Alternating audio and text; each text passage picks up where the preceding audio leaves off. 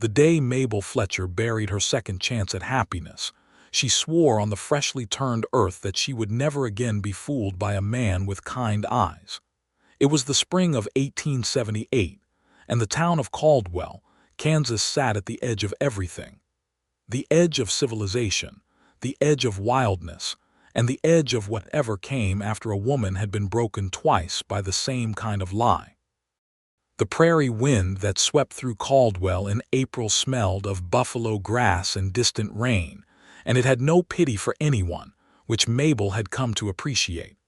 At least the wind was honest. She had been 22 when she married Thomas Fletcher, a cattle broker with warm hazel eyes that crinkled at the corners when he smiled. Those eyes had promised her safety and permanence, and she had believed them completely because she had been young, and the world had seemed, in certain moments, like a place where promises were kept. Thomas had soft hands and a gentle voice, and he had gambled away their savings, their deed, and eventually her trust in one long, terrible winter, before riding south toward Texas with a woman named Dolers who had red hair and no attachment to the idea of fidelity. Mabel had been 25 then, which was old enough to know better and still young enough to be devastated.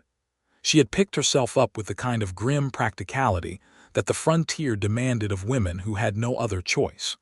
She found work as a cook and laundress at the Meridian Hotel in Caldwell, a two-story wood-frame building on the main street that smelled of boiled linen and cheap tallow candles.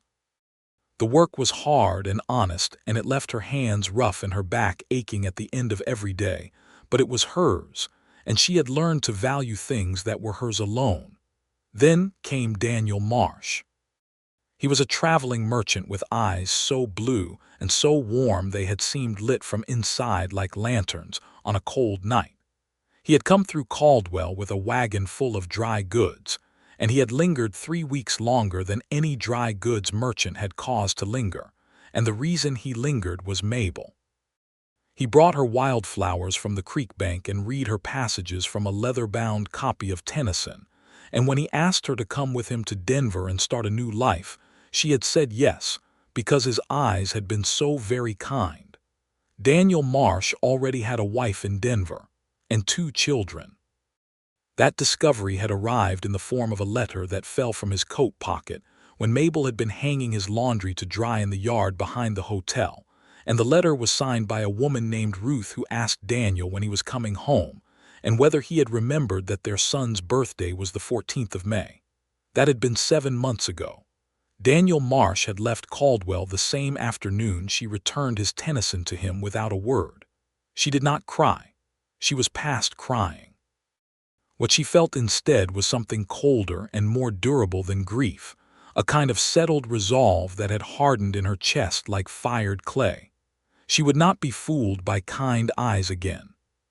She was 27 now, and she had decided that kindness in a man's eyes was simply a different form of dishonesty, a performance of warmth designed to lower a woman's defenses.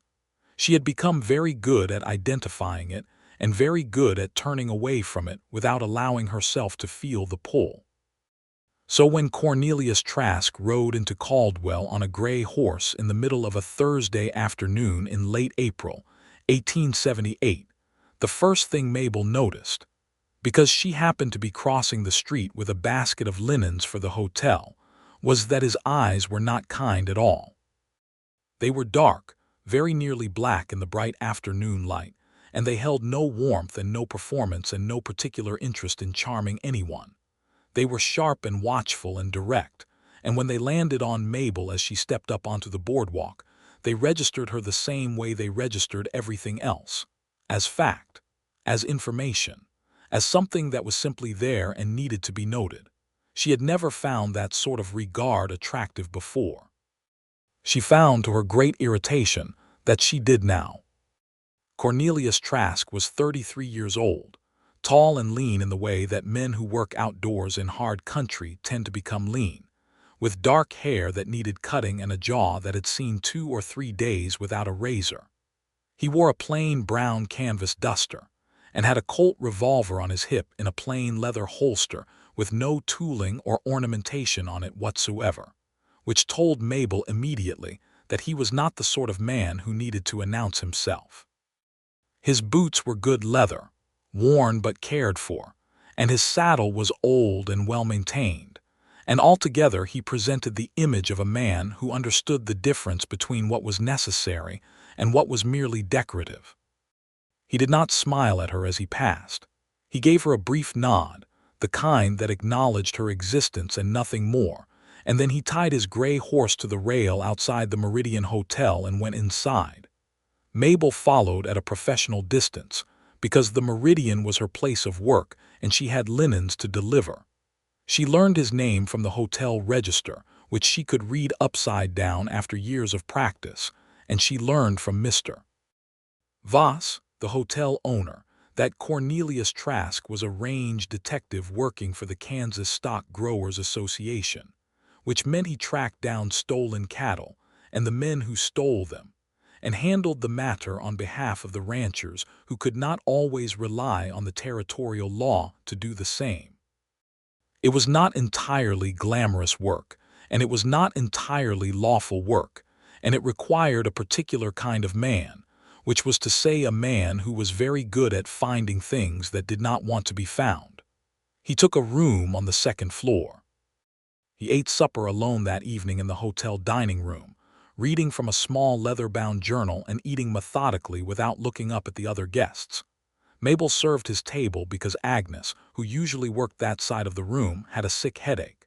He ordered the beef stew and black coffee, and when Mabel set it before him, he said, without preamble or softening, "Is the beef fresh or is it yesterday's reheated?" "Yesterday's reheated," Mabel said, because there was no point in lying about it. He looked up at her then briefly, and something shifted in those dark eyes, not warmth, but something like recognition. "All right," he said, and went back to his journal. She thought about that exchange more than she should have as she cleared the other tables later that evening. He told her the truth about things from the very beginning, which she understood intellectually was not a romantic quality.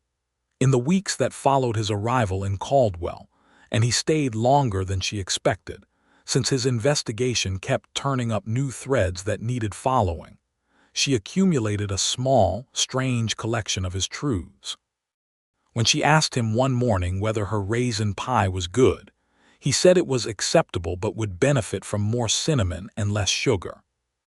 When she mentioned that the weather had been mild for April, he told her without flourish that the mild weather was a sign of a dry summer to come, and that the ranchers south of town were already worried about the grass. When she asked, during one of the quiet mid-morning hours when the hotel was nearly empty and they had both ended up on the front porch at the same time by accident, whether he liked Caldwell, he considered the question for a moment and said, "No, but I like it better than most places." She found she could not argue with any of it. She did not understand why she kept finding reasons to be in the same room as him. She told herself it was professional proximity, the natural overlap between a woman who ran a hotel's domestic operations and a man who boarded at that hotel. She told herself she was merely observant by nature. She told herself she had no particular feeling about Cornelius Trask one way or the other. She was lying to herself, but at least she recognized it, which was more than she had managed with Thomas or Daniel. The town of Caldwell in 1878 was a place in transition. It sat at the southern edge of Kansas near the Kisham Trail, which meant it received a steady flow of cattle drives moving north from Texas. And with the cattle came the drovers, and with the drovers came money and noise and occasional violence. And with all of that came the particular moral texture of a cattle town that had not yet decided what it wanted to be when it grew up. There were 3 saloons, 2 churches, a school with 14 students, a general store, a blacksmith, a livery stable, and the Meridian Hotel. There was a town marshal named Hicks who was capable enough on ordinary days, but who had a tendency to disappear when things became genuinely dangerous, which was a character flaw not uncommon among men in his position. Mabel had lived in Caldwell for 3 years, and had established herself as a woman of reliable competence and unremarkable social standing. People liked her well enough. She helped Mrs. Pruitt at the church with the Christmas pageant each year. She occasionally assisted the schoolteacher, Miss Lorne, when there was illness among the students, and she kept the Meridian's rooms clean enough that Mr. Voss trusted her with more responsibility than he paid her for, which was its own kind of exploitation that she intended to correct eventually. She was not lonely, exactly. She simply had a hollow place in her life that she had decided, with great deliberateness, to leave empty. Cornelius Trask was there for 2 weeks before he spoke to her about anything other than food or weather or the small practicalities of hotel life. The conversation that changed things happened on a Wednesday evening, when a late spring storm had driven everyone inside, and the dining room was unusually crowded, with drovers waiting out the rain.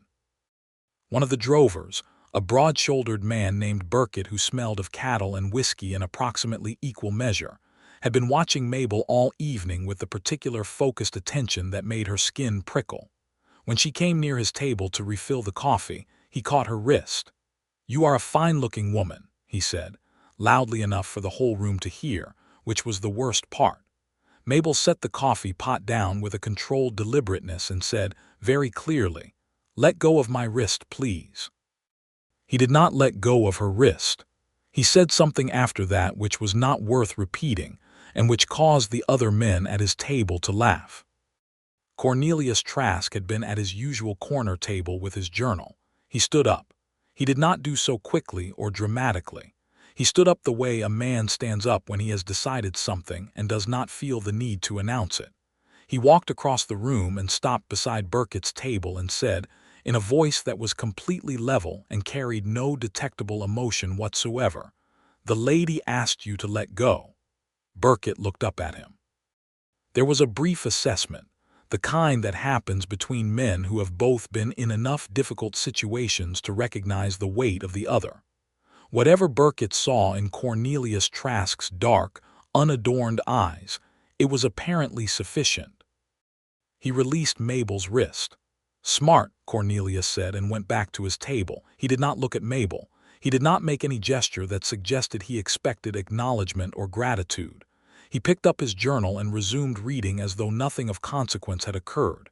She brought him fresh coffee a few minutes later and set it down without comment. He said without looking up, "Are you all right?" "I am fine," she said. "Thank you." "You handled it correctly," he said. "You didn't escalate." She stood there for a moment which was longer than she should have stood there. "You sound like you've seen people handle it incorrectly." "Often," he said, and that was all. She walked away thinking that it was the strangest form of comfort she had ever received, and also somehow the most effective. After that, the conversations became less accidental. She could not have said precisely when it shifted from professional exchange to something else, because it happened gradually and without declaration, the way warmth builds in a room when a fire has been burning for a while, without anyone noticing the exact moment it became warm. He began, she observed, to arrive in the dining room a few minutes later in the morning, which happened to coincide with the hour when she finished her first round of rooms and came down for coffee herself. She began, she admitted, to linger a little longer over that morning coffee than was strictly necessary. They talked about the cattle situation south of town, about the increasingly bold activities of the rustling outfit he had been hired to investigate, about the politics of the Stock Growers Association, and the way those politics intersected uneasily with the rights of the smaller ranchers who could not afford association membership, but were equally victimized by the rustlers. He talked about these things plainly and without sentimentality, and he was honest about the moral ambiguities in his own work in a way that she had not expected. "You work for the rich ranchers," she said one morning, not challenging him, just stating it. "I do," he said, "and the small ranchers benefit from what you do, but they didn't pay for it." "That's the shape of it," he agreed. "Does that bother you?" He was quiet for a moment, which she had learned was his way of taking questions seriously rather than answering them quickly to seem decisive. "It bothers me that the small ranchers can't afford to protect themselves," he said finally. Whether it bothers me enough to do something different, I haven't answered that yet. She thought about that for several days. In the third week of his stay, she learned more about him in small pieces, the way you learn about a landscape by crossing it slowly rather than from above. He had been born in Missouri in 1845, the son of a farmer who had died in the war, which meant Cornelius had been 16 when his father went and 18 when it ended, and had come west afterward because there was nothing in Missouri that resembled a future anymore. He had done various kinds of work over the years, cattle driving, scouting, some time as a deputy in Abilene, before settling into the detective work, because it suited a particular kind of mind that needed to be moving and thinking simultaneously. He had never married. He said this without apology or explanation, and she did not press him, but she noticed that he said it with the same flatness he applied to everything else, as though it were simply a fact about him like his height or the color of his eyes. She told him, on a morning when they had been talking for longer than either of them had officially intended, about Thomas Fletcher.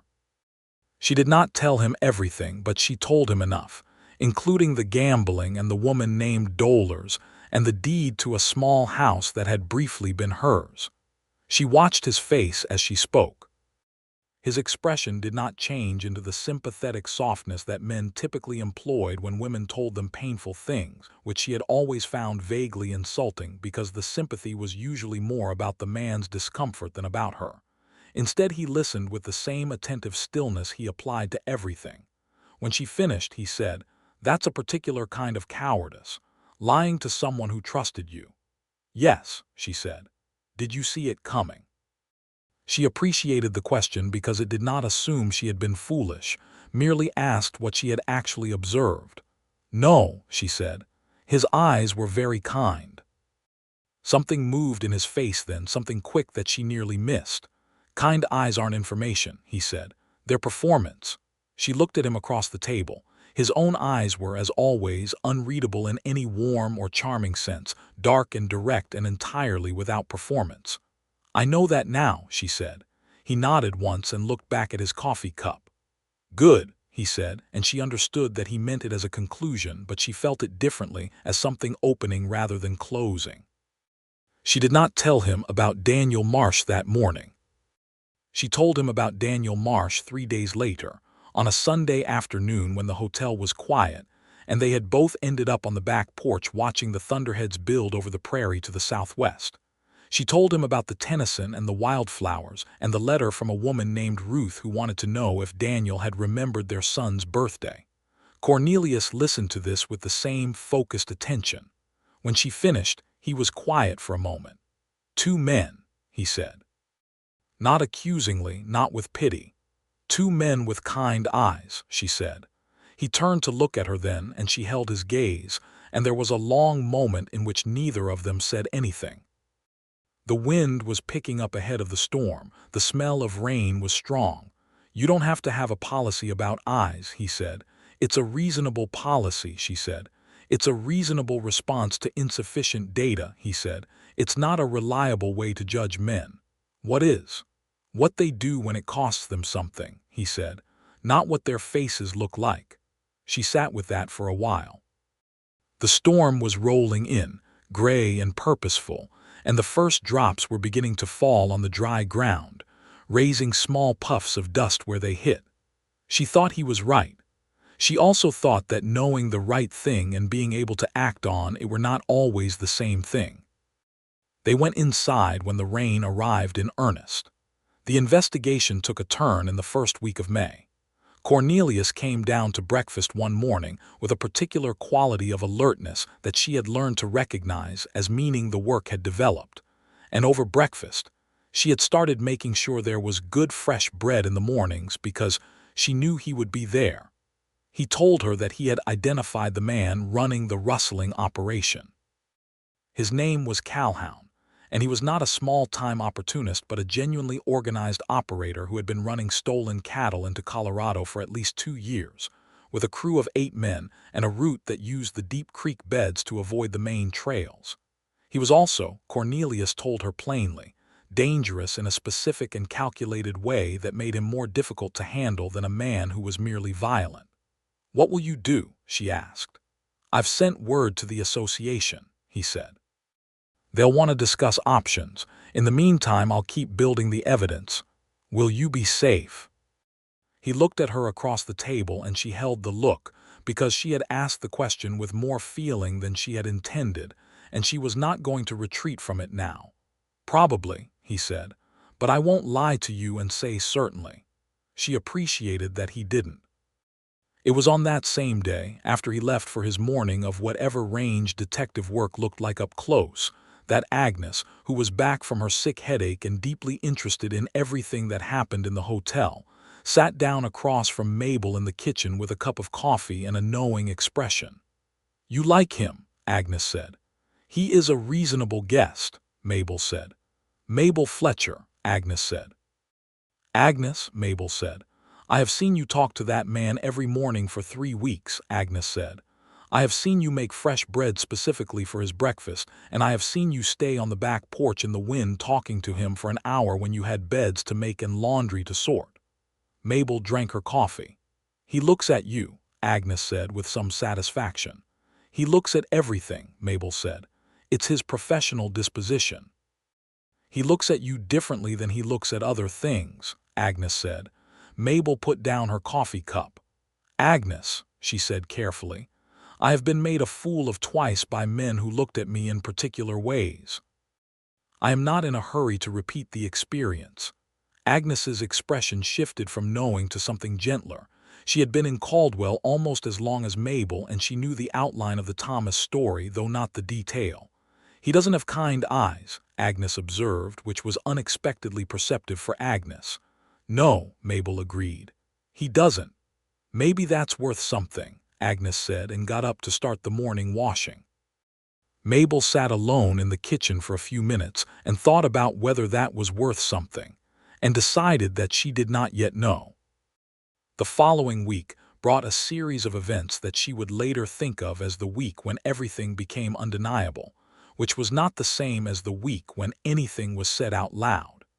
It began with a letter that arrived for Mabel from a woman she had never met, though the name was familiar.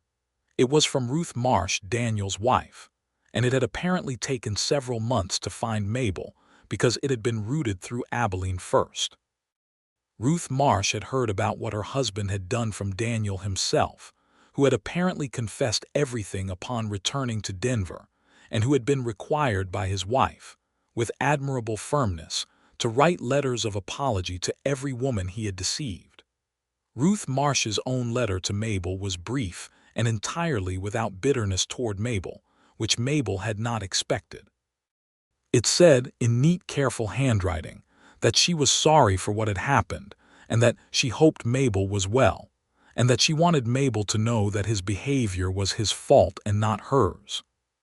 Mabel read the letter 3 times and then sat very still for a few minutes in the small room behind the kitchen that served as the hotel office, and felt something loosen in her chest that she had not known was tight. She told Cornelius about the letter that evening because she had gotten into the habit of telling him things that mattered. He read it when she offered it to him. She had not intended to offer it but somehow did, and handed it back without commentary. "What do you think?" she asked. "I think she's a stronger woman than her husband deserved," he said. "Does it change anything?" she asked, and was not entirely sure what she meant. He was quiet for a moment. "Does it change what happened to you? Does it change whether you have to keep carrying it the same way you've been carrying it?" He paused. "That's up to you." She folded the letter and put it back in her apron pocket. "You always say the thing that's actually true," she said, "rather than the thing that would make me feel better." "I'm aware of that," he said. "Most people don't do that. Most people are afraid of how it lands," he said. "I'd rather know how something actually is than be comfortable." She studied his face. In the lamplight of the dining room, his dark eyes were warm in a way that had nothing to do with performance, a warmth that came from depth rather than surface, and she thought that she had been wrong to make her policy about eyes at all, because the eyes themselves were not the issue. It was what lived behind them. She looked away before she said something she was not ready to say. On Thursday of that same week, two things happened in quick succession. The first was that the rustler Calhoun apparently became aware that a range detective had been working the area and connected that detective to the Meridian Hotel, which was the only establishment in Caldwell where a man of Cornelius's type would plausibly be staying.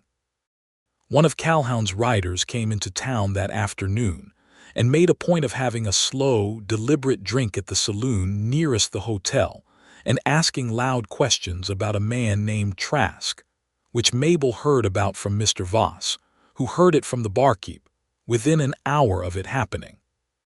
She found Cornelius in the stable behind the hotel where he was brushing down his gray horse, which she had learned was named simply Gray, in the way of practical men who do not overthink naming things. "Someone is asking about you," she said without preamble, because she had learned from him that directness was a kindness. He kept brushing the horse. "What kind of asking?" She told him what she had heard. He listened without changing expression or pace. "Thank you," he said when she finished. "I'll move carefully. Will you leave Caldwell?" she asked and kept her voice even. He looked at her over the horse's back. "Not yet," he said. "I'm close to having what I need." "Another week, maybe," she nodded. "All right," she said. "Mabel," he said, and the use of her given name, which he had not used before, stopped her as she was turning to go. She turned back. He was watching her with that direct, unornamented regard. "Don't go out alone at night until this is resolved." "I don't habitually go out alone at night," she said. "I know, I'm saying it anyway." He paused. "Because I would rather be overly cautious and have it be unnecessary than the opposite."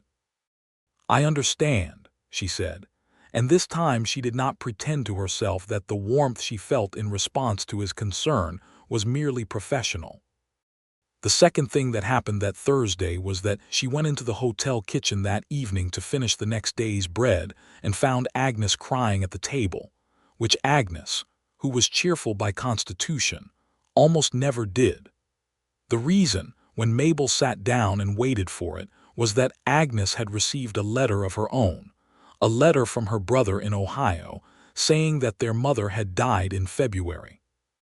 Mabel sat with Agnes for an hour, letting her cry and talk and occasionally laugh about things she remembered, and then made tea and stayed another half hour. It was past 10 when she finally climbed the stairs to her small room on the third-floor staff rooms, modest but private, and she was tired in the particular heavy way that comes from holding space for someone else's grief. She found a note that had been slid under her door. It was written in the spare, undecorated hand she would have recognized as Cornelius's, even if his name had not been at the bottom. It said, "I heard about Agnes's mother. I told Mr. Voss she should have tomorrow morning free if she needs it. I hope you're both all right tonight."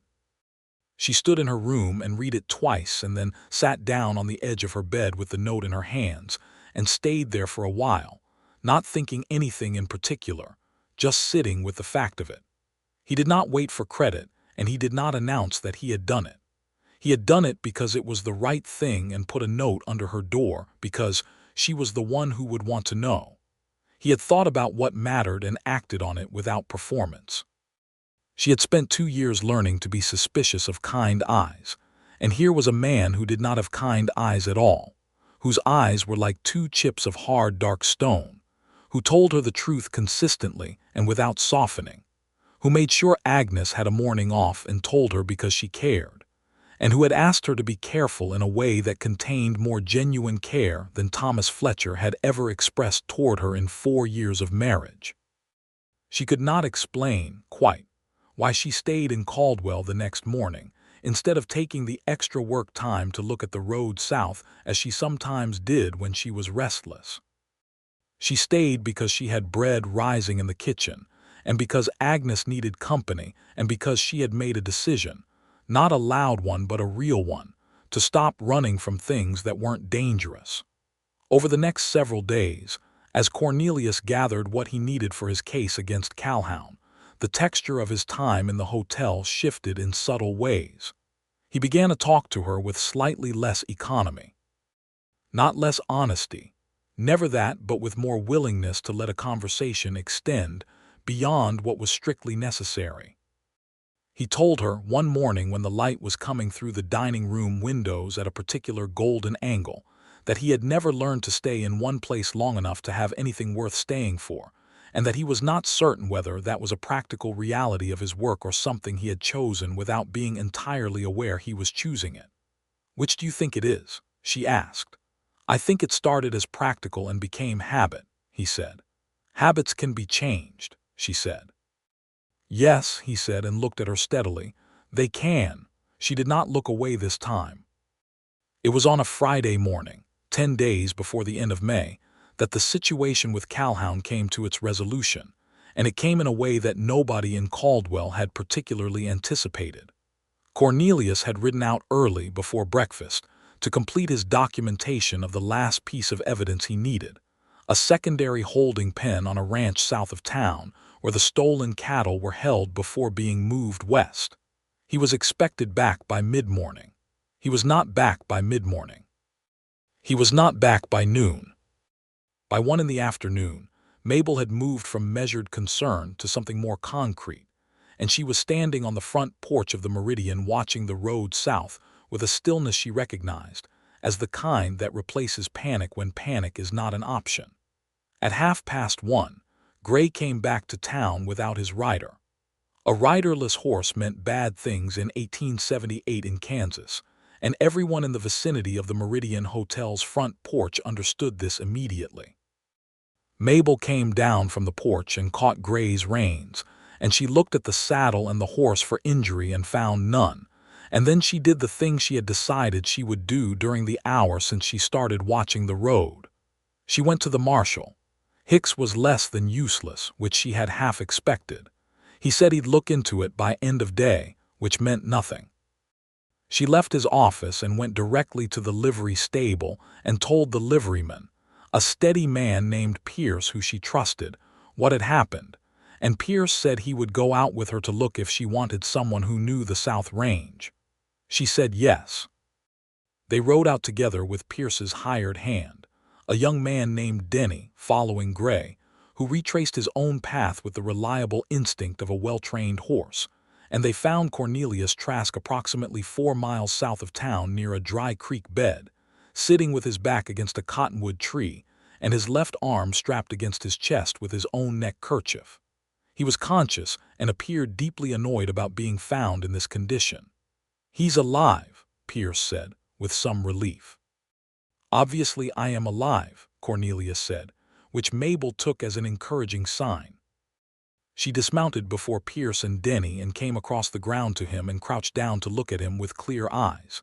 His left shoulder had been struck, not by a bullet, she could see no wound she could identify as that, but by something that had done damage. His face was set in the particular way of a person managing significant pain through force of will. "What happened?" she said. "Calhoun's men were watching the holding pen," he said. "One of them came at me from behind on horseback. The horse hit mine and I came down wrong on the shoulder.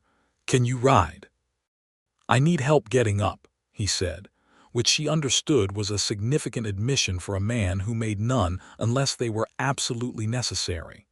She helped him, with Pierce on his other side, and they got him onto Gray with his good arm and rode back to Caldwell at a pace that took the ground carefully. She rode beside him the entire way, close enough that she would have seen immediately if he was going to come off the horse, and she did not permit herself to think about anything except the practical requirements of getting him back safely.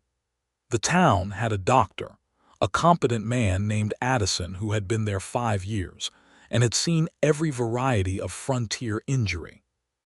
He examined Cornelius in the room the hotel provided and pronounced the shoulder severely strained with possible dislocation of lesser degree, recommended immobilization and rest for several days, provided something for pain, and left. Cornelius lay on his bed in the second-floor room with his left arm strapped and his face pale, but composed, and looked at the ceiling with an expression that suggested he found the ceiling unsatisfying company.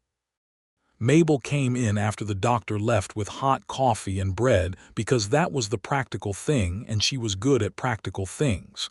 "You could have died out there," she said, setting the tray on the table beside him. "I was careful," he said. You were found alone by a dry creek bed with an injured shoulder, she said. I was careful before that, he said.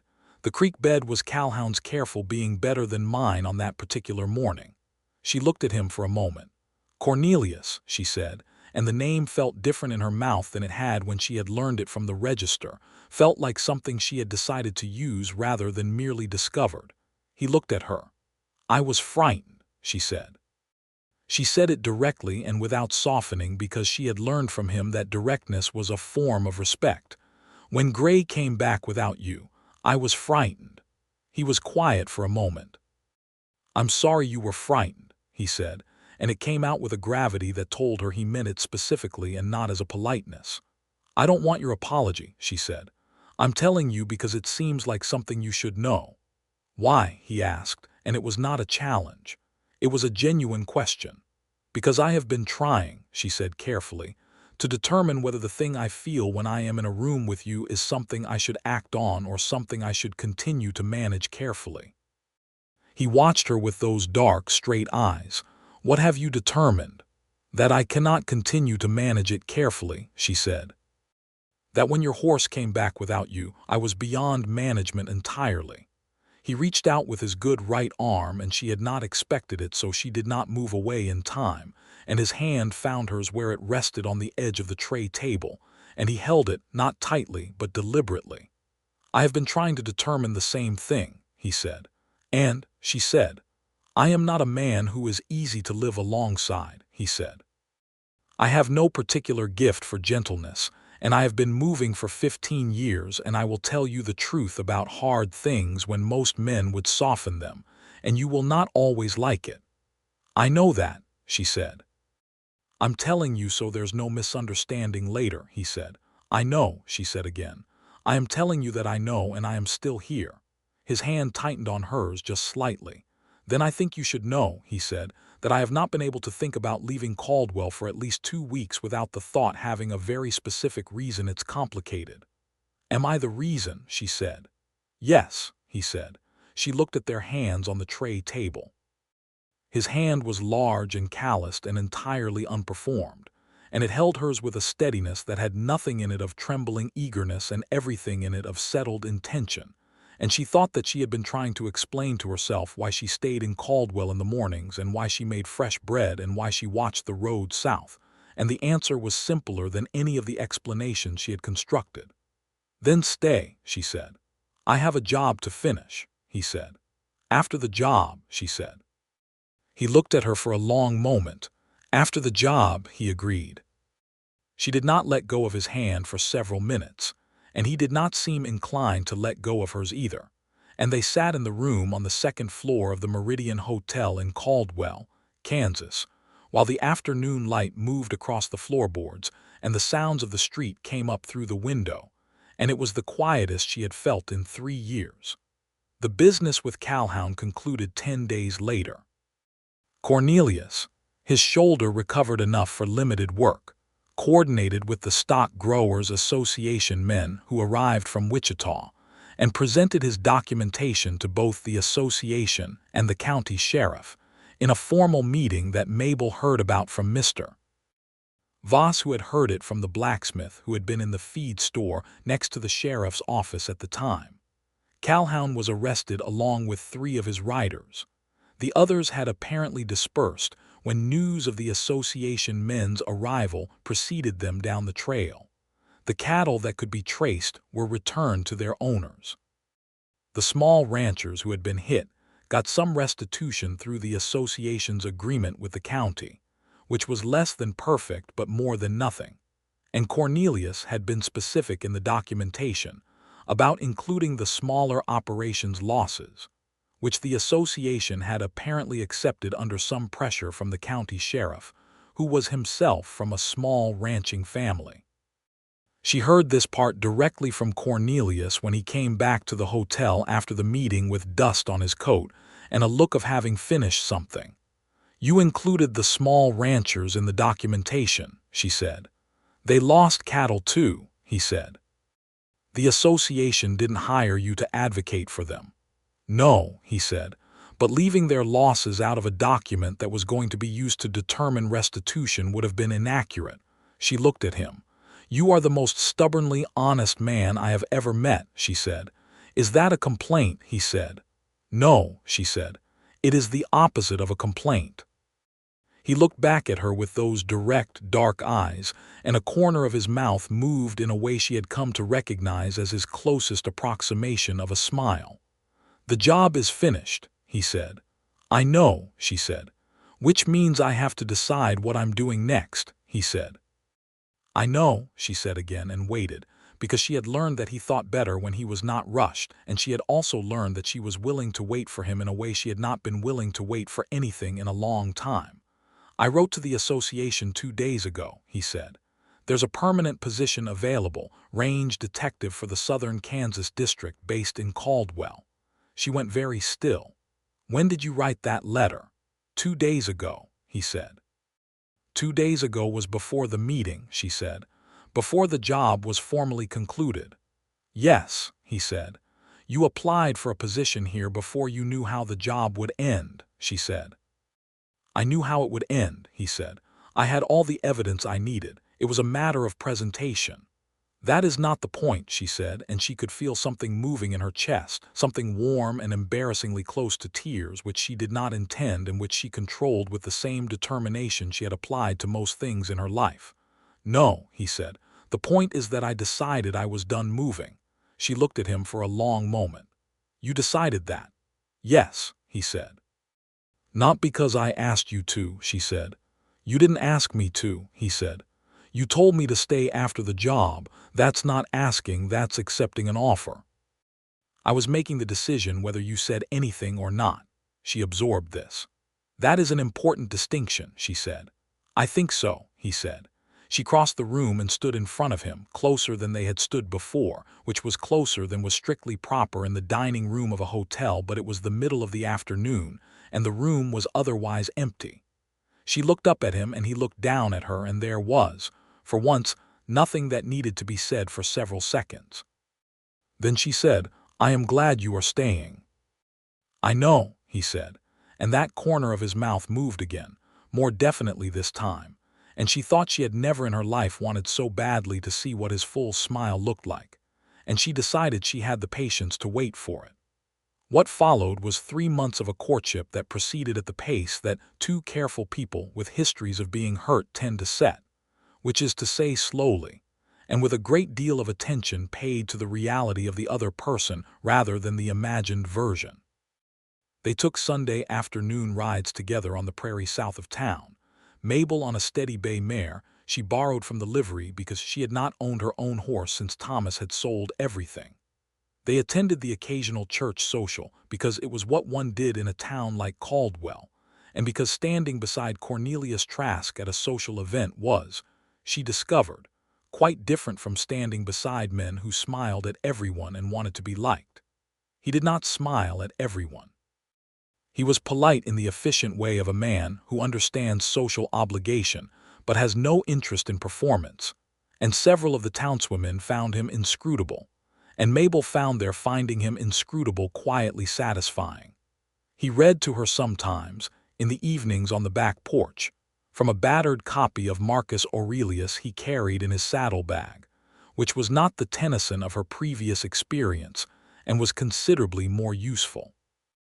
She read to him from a geography book she had found in the hotel's small shelf of donated reading material, and they debated the accuracy of the book's description of the Kansas plain, with the kind of comfortable argumentative ease that means two people have stopped performing for each other entirely.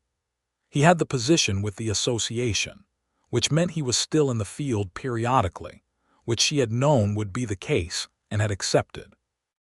When he was away, she found she missed him in a specific and uncomplicated way, not with anxiety but with simple awareness of his absence, the way you notice when a reliable sound stops. When he returned, she did not make a demonstration of the missing, but he seemed to know it anyway, which she attributed to his professional attentiveness to detail. She began, in those months, to understand something about herself that she had not fully understood before. The fear she had carried since Thomas, And then since Daniel was not a fear of being hurt exactly, because she had survived being hurt, and she knew she could survive it again if necessary. The fear was of being made foolish, of having her own judgment demonstrated to be unreliable. Kind eyes had fooled her twice, and so she had declared kind eyes the enemy, when the actual issue was that she had not yet learned to trust her own reading of a person beneath the surface. Cornelius's eyes were not kind in any ornamental sense, but she had come to understand that what they contained was something more reliable, a clear and consistent vision of the world that included her, as she actually was rather than as he might have preferred her to be. He never told her she was wrong about her own feelings, but he also never agreed with her assessments merely to be agreeable. He disagreed with her about the quality of the county sheriff's handling of the Calhoun restitution. He disagreed with her about whether Agnes would be happy if she married the barkeep at the Spotted Horse Saloon, a question Agnes had raised herself one evening at supper. He thought Agnes would not be happy with the barkeep, and his reasons were specific and not unkind toward either party, and he was eventually proved right when Agnes decided the barkeep's fondness for his own product was a complicating factor she had not fully weighed. The first time he kissed her was in September, on one of the Sunday prairie rides, when they had stopped by a low place where a creek had pooled enough to give the horses water. It was not an impulsive moment. She had the sense that it was a deliberate decision, considered and then acted on, which was exactly who he was. He had looked at her for a long moment in the way he had, direct and unornamental, and then he leaned across the small distance between their horses and kissed her once, briefly but with complete intentionality, and then he sat back and waited to see how she received it. She received it by leaning across and returning it with equal intentionality and somewhat more duration. When they separated, his dark eyes were warmer than she had ever seen them, not with performance but with something genuine that had been there all along and was simply no longer restrained. "I have wanted to do that for 4 months," he said. "I have wanted you to do that for 3, she said. "Why the discrepancy?" he asked. "Because it took me a month to admit it to myself," she said. He nodded as though this were entirely reasonable, which it was.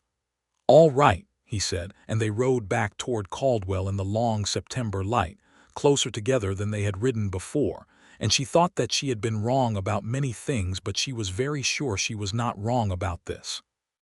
He asked her to marry him in October, 2 weeks after the first frost, on a morning when the prairie had turned gold, and the sky was the particular pure blue it becomes when the air has a bite to it and the summer's haze has burned away.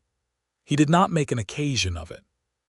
He asked her over breakfast in the hotel dining room, in a straightforward manner that was entirely consistent with every other thing he had ever said to her, telling her first that he had been offered the position permanently, and that he had accepted it, and that the association came with a small salary supplement for housing, and that he had been looking at a piece of property on the north edge of town with a house on it that needed work but was structurally sound. "A house," she said. "If you want it," he said. "I'm not assuming, but I'd like to know if this is a direction you want to go." She looked across the table at him. His dark eyes were steady on hers, not performing hope, not performing certainty, simply asking honestly and being prepared for whatever the honest answer was. "You're asking me to marry you," she said. "I am," he said. "With a house on the north edge of town," she said. "It needs the porch repaired," he said. "And the kitchen is small, but there's a good well." "A good well," she said, and she could feel the smile coming which she did not try to suppress. "You are proposing marriage to me over breakfast by citing the quality of the well." "It's a practical consideration," he said, and now she could see that corner of his mouth move, the one that was his smile held back by habit. "Cornelius Trask," she said. "Yes." He looked at her for a moment. "Yes to the house or yes to the marriage?" "Both," she said. "Both." The corner became a full expression then, the smile she had been patiently waiting to see in its entirety for 6 months, and it transformed his face in a way that had nothing to do with charm or performance and everything to do with a man who was genuinely, quietly, deeply glad. She thought she had never seen anything she liked better. "Good," he said. "I was also going to say that I love you, but I wanted the practical matters settled first, so there was no confusion about what I was asking." "I love you," she said, without any hesitation at all, and discovered as she said it that she had known it for quite some time and simply had not found the moment precise enough to say it. And this moment, with the October light coming through the dining room windows and the coffee going cold between them and his eyes looking at her like she was the only fixed point in a moving world, was precisely precise enough. They were married in December of 1878 at the small white-frame church on the main street of Caldwell, in a ceremony conducted by the Methodist minister who had known Mabel for 3 years and had developed a cautious approval of Cornelius over the preceding months. Agnes was Mabel's witness, dressed in her best blue calico and crying happily from the moment the ceremony began.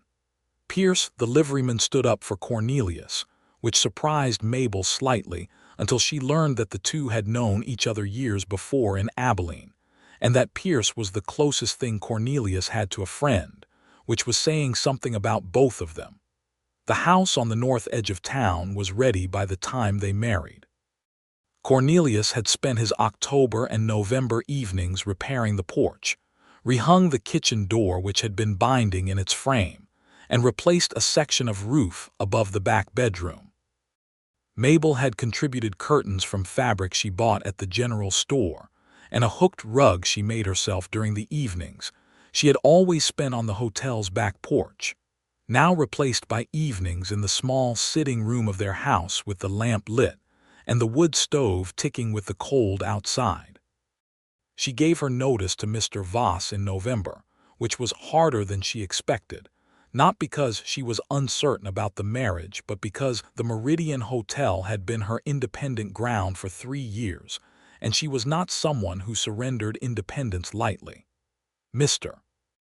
Voss, who was a decent man despite his exploitation of her organizational abilities, said he was sorry to lose her and gave her a month's extra wages as a parting gesture, which she put toward a new cook stove for the house. She did not stop working, because she was not built that way and because Cornelius would not have expected her to. She began, in the new year of 1879, to take in sewing and alterations, which she had always been skilled at, and she organized a small domestic arrangement with 3 of the ranch wives south of town who needed certain goods and services that required someone reliable in town to coordinate. It was modest entrepreneurship, but it was hers, and Cornelius expressed no opinion about it except approval, and when she told him she intended to put her earnings toward buying her own horse, a horse that was hers, not borrowed, he said it was a good idea and did not suggest any alterations to the plan. The gray Kansas winter settled around them in the small house on the north edge of town, and Mabel discovered something she had not fully imagined before, which was what it felt like to live alongside someone who required no performance from her whatsoever. She could be tired without apologizing for it. She could disagree without managing his reaction. She could sit in the same room with him in complete silence for an hour and feel not the absence of connection but the presence of ease, which was so different from the strained silences of her marriage to Thomas that it might have been a different country. He was not, as he had warned her, effortlessly gentle. There were moments when his directness landed harder than was comfortable, when he said something plainly that she would have preferred said with slightly more softening. There were moments when his self-sufficiency became a wall she had to knock on rather than a door she could simply open. There were nights when he came back from whatever was out on the range, with something sitting heavy on him that he could not or would not name, and she had learned to let those nights be what they were and wait for the morning. But in the morning he was always there, and he always told her the truth, and when she told him things about herself, hard things, the fears that she had not told Thomas or Daniel because she had not trusted them with anything real, he listened with that focused, unornamented attention, and responded with the kind of honesty that meant he took her seriously enough not to manage her. In February of 1879, she realized she was expecting a child. She told him on a Sunday morning when the snow was deep, and the stove was going and the world outside the window was so still it might have been painted. She told him directly, as she had learned from him, and as she had come to prefer, and watched his face as she said it. He went very still, not with the blank-faced stillness of a man who didn't know what to feel, but with the held-breath stillness of a man who felt something large, and was allowing it to arrive fully before he did anything with it. Then he said, "Are you well?" "I am very well," she said. "Good," he said, and then, "Good," the second time with more feeling in it. He reached across the breakfast table and took her hand and held it in both of his, that careful, deliberate grip, and she looked at their joined hands and then at his face and saw something there she had not quite seen before. Not the constrained smile of his ordinary feeling, but something wider and quieter, a kind of wonder that looked strange and right on his specific face. "I did not know that I wanted this very much," he said, "until just now." "And now," she said. "Now I know it," he said. She squeezed his hands. Outside, a pair of sparrows landed on the windowsill and departed immediately because it was too cold, and the snow continued to fall in the particular gentle way of a Kansas winter that had made up its mind to be peaceful for once. And she thought that 3 years ago she had stood over a grave and sworn off kindness, and that she had been wrong about what kindness was. It was not a feature of eyes. It was a practice, small and daily and unannounced, of putting the truth and the good of the other person together and acting accordingly. He had been doing that from the very beginning, and she simply had not recognized it in its genuine form, because she had spent too long looking at its performance. Their son was born in September of 1879, on a cool, clear morning that smelled of turned earth and coming autumn, and Cornelius was there for the whole of it in the way that most men of the time were not, which told Mabel everything she needed to know about what kind of father he intended to be. The baby was long and had a dark fuzz of hair, and when the doctor placed him in Cornelius's arms, Cornelius looked down at the child with an expression that Mabel, exhausted and bright-eyed and feeling like she had been unmade and remade in the past several hours, thought she would carry in her memory for the rest of her life. He was the most unguarded she had ever seen him. His dark eyes, usually so controlled in their revelation of what lay behind them, were completely open. They named the boy James, after Cornelius's father who had gone to the war when Cornelius was 16 and not come back, and as names when it was a good one for a boy born to practical people who believed that things should be called what they were. James Fletcher Trask, because she had kept her name as a middle name, and because Cornelius had suggested it without being asked, which was one of the moments that she catalogued as definitive evidence that she had made no mistake. The years that followed were not free of difficulty, because no years in the Kansas Territory in the late 1870s and early 1880s were free of difficulty. The range detective work took Cornelius away periodically, and there were cases that required things she didn't always know the details of and was content not to know.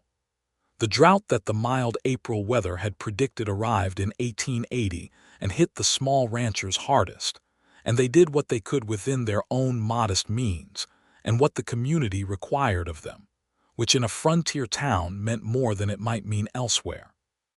There were winters that stretched the budget past comfort and summers that tested patience in the way that summers with a small child and a husband on the range, and the sewing piled up, and the dust coming under every door and window will inevitably do. There were arguments, because two honest people who are not afraid to say what they think will argue sometimes, and the arguments were sometimes sharp and always resolved because neither of them was willing to let things sit unspoken any longer than necessary. She never, in any of it, doubted that she was being told the truth. She thought about this sometimes, the weight of what it meant to be with a person who would not tell you comfortable lies. It meant that when he said she had done something well, she believed it entirely. It meant that when he said he loved her, which he did, without ceremony but with consistency. She held it as fact rather than performance. It meant that the ground was always under her feet, which was more valuable than she had known before it was hers. In the spring of 1882, their second child arrived, a daughter this time, who came into the world with the same dark hair as her brother, and a set of opinions about the matter that she expressed loudly from the first minute. They named her Clara, which had been the name of Mabel's grandmother, a woman who had crossed from Ohio in a wagon in 1851 and had never once complained about it, which seemed like an appropriate heritage for a girl born on the edge of the Kansas plain. James, who was 2.5 by the time Clara arrived, accepted his sister with the equanimity of a child who had been raised by unflappable people, and therefore found the world largely manageable. He was already, Mabel noted with private amusement, developing his father's quality of observing everything carefully before committing to a response. Agnes, who was still in Caldwell and had eventually married not the barkeep but a quiet farmer from north of town, who did not drink and was deeply fond of her, came by often with her own small boy. And the kitchen of the house on the north edge of town became on many afternoons a place of general noise and small disorder that Mabel had never imagined herself capable of loving as thoroughly as she did. Cornelius, who had not imagined himself domestically inclined, proved to be more so than he had expected, though it manifested in characteristically unsentimental ways. He built James a set of wooden blocks, planed, smooth, and sanded, without ornamentation but perfectly made. He walked Clara in the yard on mornings when she was fussy, and described what he could see in a calm, steady voice that she seemed to find settling. He kept the house in good repair because he understood that the physical condition of a home was a form of care for the people in it. He did not, she noticed, treat the children to comfortable untruths. When James asked where the neighbor's dog had gone when the dog had died, Cornelius told him the dog had died. When Clara asked why the sky was blue, he gave her as accurate an answer as a man of his era could manage. She was glad of this, because she had enough of comfortable untruths to last her, and she wanted her children to grow up with the same reliable ground that she had finally found. There was a moment in the summer of 1882 that she thought of afterward as the moment when she understood the full scope of what her life had become, which is to say the moment when she stopped measuring it against what it had almost been or what it had briefly been, and understood it simply as what it was. It was an evening in July, the air finally cooling after a day of real heat, and she was sitting on the repaired porch with Clara on her knee and James at her feet with his blocks, and Cornelius had come home from 3 days in the field and had stopped at the edge of the porch steps and looked at the three of them in the evening light with that dark, attentive regard of his. And then he had sat down on the step beside her without ceremony and taken her free hand and held it. And James had immediately relocated his blocks to incorporate his father's legs as a new structural element, and Clara had reached out and grabbed Cornelius's thumb with her whole small fist. "How was it out there?" she asked. "Dull," he said. "Cattle dispute. Everyone was right about something and wrong about more. It will take another month to sort." "But you'll sort it," she said. "Yes," he said. She looked at his profile in the evening light, the jaw she had learned by sight over 4 years, the dark eyes that were watching James and Clara with the particular focus he brought to everything that mattered to him. She thought of the woman she had been in the spring of 1878, crossing the street in Caldwell with a basket of linens and a policy about eyes. She thought of how close she had come to applying that policy to this man, and walking away before she understood what she was walking away from. "I owe Agnes a debt," she said. He glanced at her. "Why?" "She told me your eyes were different," Mabel said, "when I was being stubborn about it." "I wasn't aware she'd done that," he said. "She is more perceptive than she seems," Mabel said. "Most people are," he said. She leaned against his shoulder carefully so as not to disturb Clara, who was beginning to drowse against her.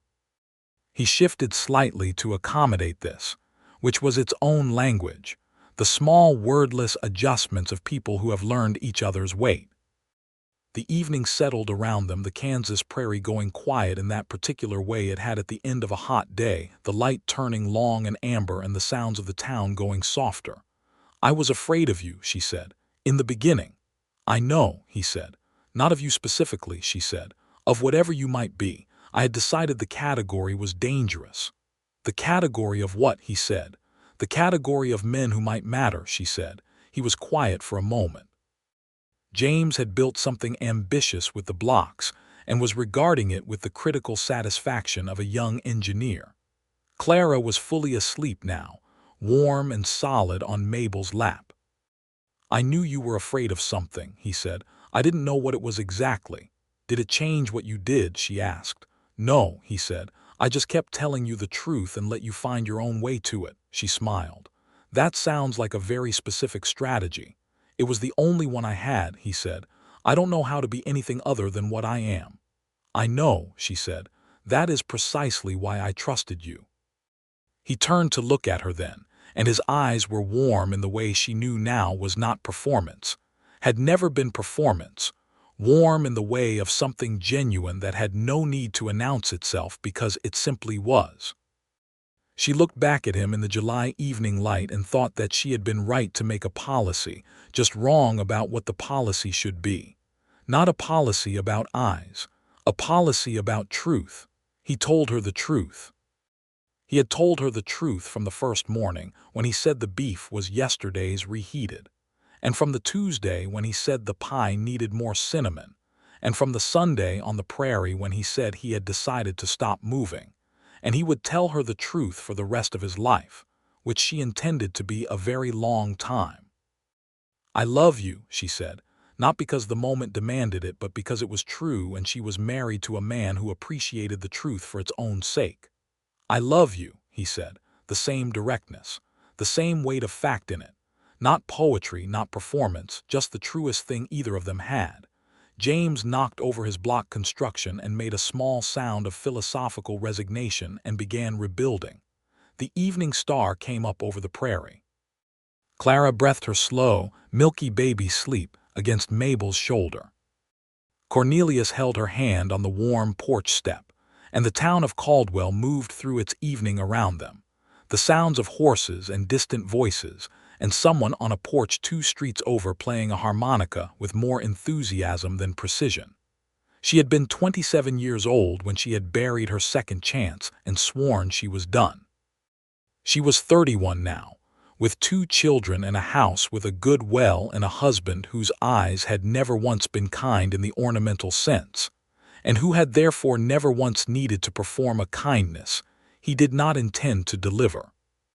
She could not explain, even now, precisely why she had stayed that first winter, kept finding reasons to be in the same room, kept making fresh bread for a man whose regard of her contained not a single flattering warmth. She could not explain why those hard, dark eyes had been the first ones in years that she trusted completely on some level below reason. She understood now that the understanding had been correct even when she couldn't articulate it. What her eyes had seen when they had looked at Cornelius Trask across the hotel dining room table was the absence of performance, and what her bones had recognized, deeper than thought, was that the absence of performance was the only real evidence of presence. He was simply and entirely there, in that unornamented way of his, and she had known it without knowing she knew it. The years ahead would bring whatever the years ahead brought. More work, more children perhaps, more of the ordinary and extraordinary difficulty that was life in the Kansas territory, in an era that demanded everything of the people who lived it. There would be hard winters and good harvests and neighbors in trouble and the association's work, and the children growing and all of it proceeding in the irreversible forward way that life insisted on. But the ground would always be there. The truth would always be there. And she would always know, when she asked him anything that mattered, that the answer would be whatever was actually true, delivered without ornament and without apology, and she would hold it with both hands like the good and solid thing it was. She would not explain to anyone why she had stayed. She would not have to. The explanation was right there on the porch step beside her, dark-eyed and quiet, holding her hand in the July dusk while their children played and slept around them, as present and as permanent as anything on this good rolling earth. She was glad, in the fullest and most specific sense of the word, that she had stayed. When James ran to show his father the rebuilt block tower, Cornelius set down Mabel's hand to examine the construction with full and genuine attention, turning it and nodding and suggesting one modification to the base that James implemented immediately with great seriousness. And Mabel watched the two of them bent over the blocks in the evening light, the man and the boy. And she thought that the house on the north edge of town, with the repaired porch, and the good well had become something she could not have imagined standing in that hotel kitchen 3 years before, had become something complete. She shifted Clara gently and stood, stretching, feeling the warm evening air on her face and the prairie smell of grass and dry heat, and Cornelius looked up from the blocks and watched her with those eyes of his. "Come inside when you're ready," she said. "Supper's on." "5 minutes," he said.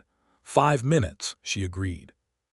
She went inside, into the house that smelled of bread and tallow and the faint cedar of the wardrobe in the hall, and she set Clara down in the small cradle near the stove and began to set the table, 4 places, and the sound of James's voice outside and Cornelius's lower voice answering came through the open window on the evening air, and she set 4 plates on the table in the lamplight and thought, This was the thing she had been afraid to want after Thomas, and then Daniel had taught her that wanting was dangerous.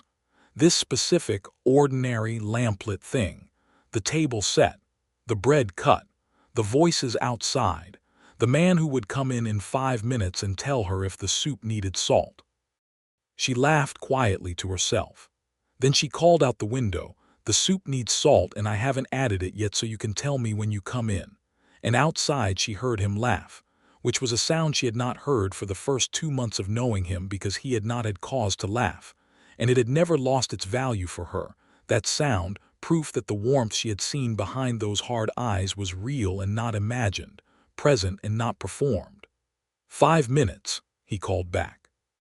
"5 minutes," she said, to herself and to Clara sleeping in the cradle and to the house around her, and began to add the salt anyway because she knew it needed it, and because she had learned a great deal from a hard-eyed man about the value of telling the truth, including to herself.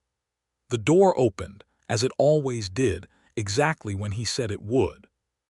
Cornelius came in with James on his shoulders and dust on his coat and something that was not exactly a smile and was not exactly not a smile on his face, and he set James down at the table and took off his coat and hung it on the hook by the door, and then he came to her in the kitchen and stood beside her and looked at the soup and said, without ceremony, "It needs salt."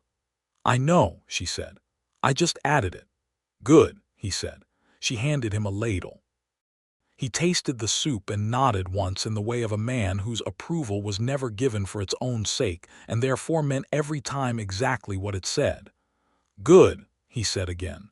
She thought, "Yes," and meant it as he did, as information, as fact, as the truest and most complete word for what surrounded her in this kitchen on this evening in this house in Caldwell, Kansas in the summer of 1882. Good. James was already demanding bread. Clara was stirring in the cradle. The lamplight held them all in its warm, reliable circle, and outside the prairie wind moved across the Kansas dark, and it still had no pity for anyone. But inside the house on the north edge of town, there was more than enough warmth to manage without it.